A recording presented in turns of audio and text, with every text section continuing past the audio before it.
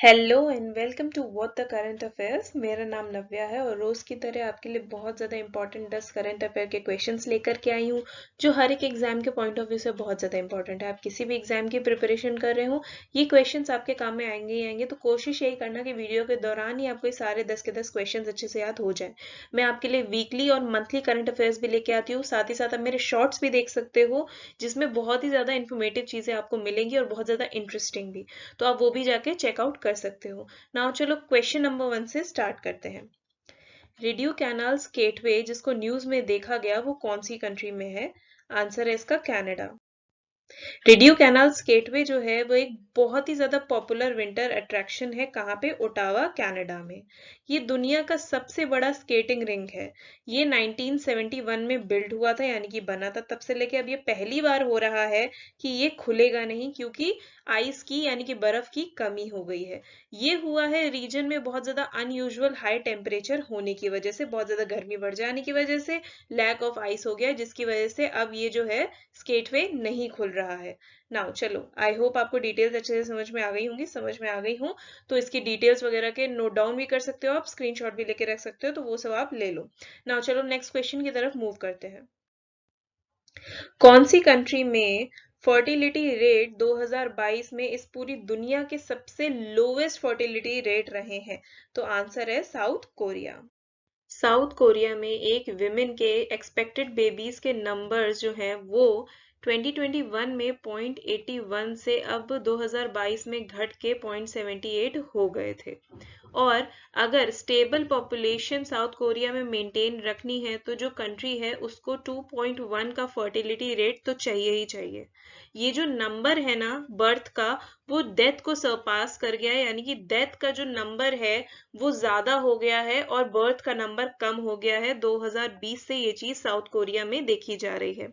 ये जो लो fertility rate है ना वहां पे, वो बहुत सारे इकोनॉमिक कंसर्न्स को जन्म दे रहा है और ये वहां पे देखा जाए तो बहुत ज्यादा टेंशन की बात है। नाउ आई होप आपको ये डिटेल्स अच्छे से समझ में आ गई होंगी। समझ में आ गई हो तो चलो नेक्स्ट क्वेश्चन की तरफ मूव करते हैं, that is question number 3। INS Sindhu Kesari जिसको न्यूज में रिसेंटली देखा गया वो क्या है? तो वो है सबमरीन। चलो अब इसकी डिटेल्स देख लेते हैं। ये जो वन वर्ड वाली डिटेल्स होती है ना स्टूडेंट्स, ये बहुत ज्यादा इंपॉर्टेंट होती हैं, तो इन्हें तो अच्छे से पक्के से याद कर ही लिया करो। तो नेवल स्टाफ के जो चीफ है उनका नाम है admiral R Hari Kumar. Indian Navy was founded on 26 January 1950 और इसके हेड क्वार्टर्स हैं न्यू दिल्ली में। आई होप आपको ये डिटेल्स समझ में आ गई होंगी। चलो नेक्स्ट क्वेश्चन की तरफ मूव करते हैं, दैट इज क्वेश्चन नंबर 4। कौन सी कंट्री ने लॉन्च किया कमर्शियल आर्म्स ट्रांसफर पॉलिसी? तो आंसर है इसका यूएसए। ये new commercial arms transfer policy जो यूएस के एडमिनिस्ट्रेशन ने अनवील की है, ये एम्फसाइज करती है आर्म्स एक्सपोर्ट पॉलिसी में जो ह्यूमन राइट्स हैं उनके ऊपर। ये ट्रम्प एरा पॉलिसी से बिल्कुल अलग है। ट्रम्प एरा पॉलिसी में ज्यादा इंपॉर्टेंस दी गई थी कमर्शियल कंसीडरेशंस को, बट यहाँ पे आर्म्स एक्सपोर्ट पॉलिसी में जो ह्यूमन राइट्स है उनको ज्यादा इंपॉर्टेंस दी गई है। ये जो पॉलिसी है ना वो कवर करेगी गवर्नमेंट टू गवर्नमेंट जो वेपन है उसके ट्रांसफर में, सिक्योरिटी असिस्टेंस में, और जो बहुत सारे विभिन्न गवर्नमेंट डिपार्टमेंट्स हैं ना उसके द्वारा जो देख रेख किए गए यूएस ओरिजिन मिलिट्री इक्विपमेंट्स है ना उसके लाइसेंस प्राप्त कमर्शियल सेल्स पे ये ज्यादा फोकस करेगा। नाउ आई होप आपको ये डिटेल्स अच्छे से समझ में आ गई होंगी। चलो नेक्स्ट क्वेश्चन की तरफ मूव करते हैं। कौन से प्लेयर ने कतर ओपन टेनिस 2023 का खिताब जीता है? तो आंसर है डेनिल मेदवेदेव। चलो इसकी डिटेल्स देख लेते हैं। डेनिल मेदवेदेव ने कतर ओपन फाइनल्स में दोहा क्रोन के लिए डिफीट किया एंडी मुरे को। एंडी मुरे ने अक्टूबर 2019 से अभी तक एक भी एटीपी टाइटल नहीं जीता है, जबकि मेदवेदेव का ये 17th एटीपी टूर टाइटल है। पोलैंड की इंगा स्विटेक ने विमेन सिंगल का टाइटल जीता है। नाउ आई होप आपको ये डिटेल्स अच्छे से समझ में आ गई होंगी। समझ में आ गई हो तो let's move ahead to the next question, that is question number 6। किसको सम्मानित किया गया Marconi award for the year 2023 से? तो आंसर है हरि बालकृष्णन। बालाकृष्णन एक प्रोफेसर हैं in the departments of electrical engineering and computer science MIT में। इन्होंने 1993 में अपना ग्रेजुएशन किया था with BTech in computer science. कहाँ से? आईआईटी मद्रास से। 1998 में इन्होंने पीएचडी की डिग्री ली थी from University of California Berkeley.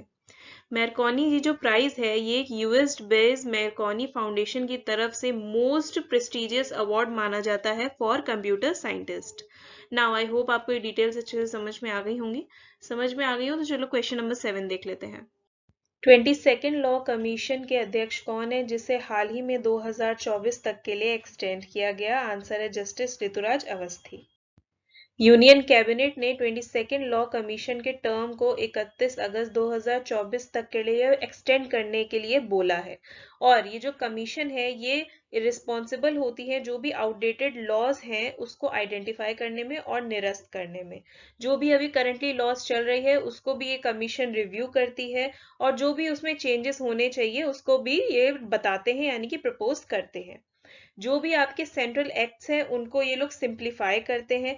जो भी इनकंसिस्टेंसीज हैं लॉज में उसको ये लोग रिमूव करते हैं। ये जो कमीशन है इसके अध्यक्ष हैं पूर्व Karnataka high court chief justice Rituraj Awasthi. Now I hope आपको ये डिटेल्स अच्छे से समझ में आ गई होंगी। समझ में आ गई हो तो let's move ahead to the next question, that is question number 8। कौन सी स्टेट में प्रधानमंत्री मोदी जी ने शिवमोगा एयरपोर्ट को इनॉग्रेट किया? आंसर है कर्नाटका। शिवमोगा एयरपोर्ट का पैसेंजर टर्मिनल हैंडल कर सकता है 300 ट्रैवलर्स पर आवर।